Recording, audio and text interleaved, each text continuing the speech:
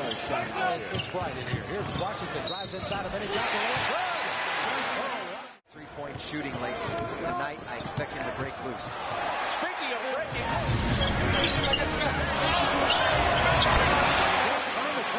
Way into the clear with the killer crossover. The crossover, a move based on quickness and fakery, is a lethal weapon used by the game's best ball handlers.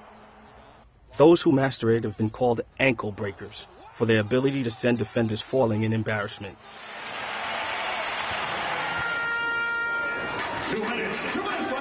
Dwyane Wade has a deadly crossover. He explains his technique and the players who inspired him.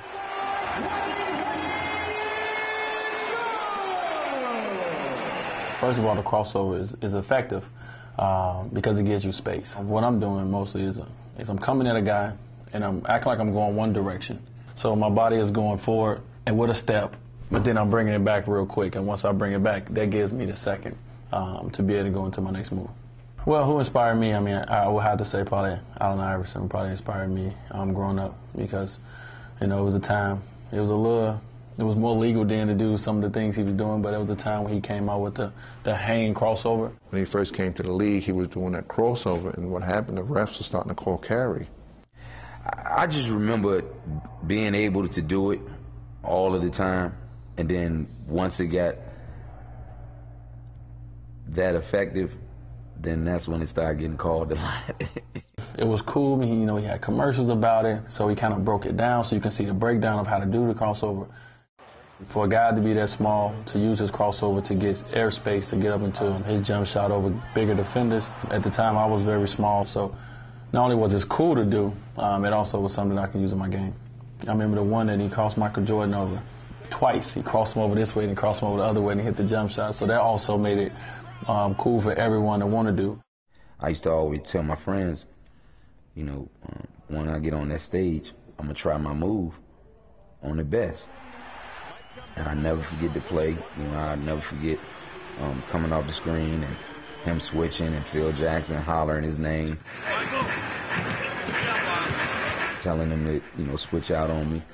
And then I gave him the first little one, and I seen that, he was biting on it. And then I hit him with the second one and made the shot. But the craziest thing about it is I hit him with my best move, and he still almost blocked it. That was so crazy about it. That just let you know, how great of a defensive player that he was. I first learned the crossover at Georgetown. I had a teammate, Dean Barry, and man, I had to guard him at practice. He was a walk-on player. He used to hit me with it all the time, every day. And, at some point, my ego, I'm not going to ask this guy how to teach me how to do it. But at some point, I was like, man, the move is so vicious. I got to ask him. The first time the crossover came was, it came in stages. I think seeing John Stockton, I would drop it. Seeing, Kenny Anderson, I would give it a little shoulder action and change directions. Seeing Tim Hardaway, I realized I need to get a little lower to the ground. Who has a better crossover, Dean Barry or Allen Iverson? Yeah, you ask Allen, he'll probably say him, but the student can never beat the teacher. I have the best crossover by far, ever, because I put it on that platform, on the biggest stage ever. Tim Hardaway has the best crossover.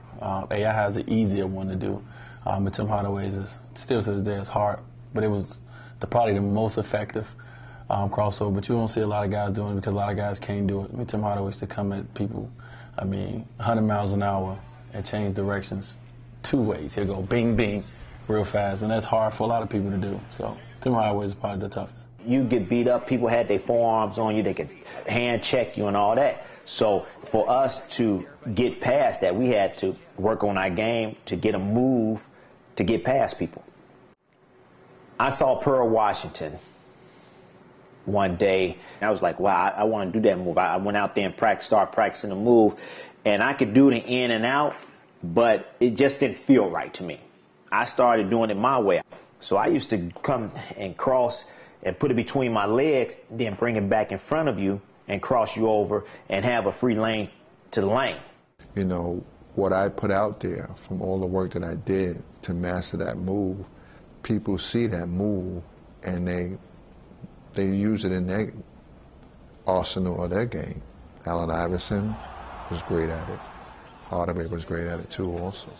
When I was younger, you know, out in the playgrounds or in the Howard houses where I used to live at, one of the things I seen when I did the crossover, by being low to the ground, it's much easier to do your crossover because it's hard for somebody to try to take the ball from you when you're down low.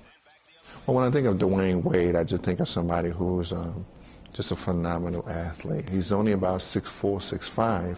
You see a guy who could, you know, cross you over and then step back, shoot a jump shot, or go to the basket and dunk on you. I mean, that's just unbelievable. Most of the new guys coming in, crossovers are effective because of their speed. When you look at Derrick Rose, he'll come at you, he'll do a crossover, and then he will blow by you because he's so athletic, he's so powerful and explosive. But I'm pretty sure it's going to be some guy that come along that's going to learn it and get it better than I got it, and his is going to be better than mine. Hopefully it's my son.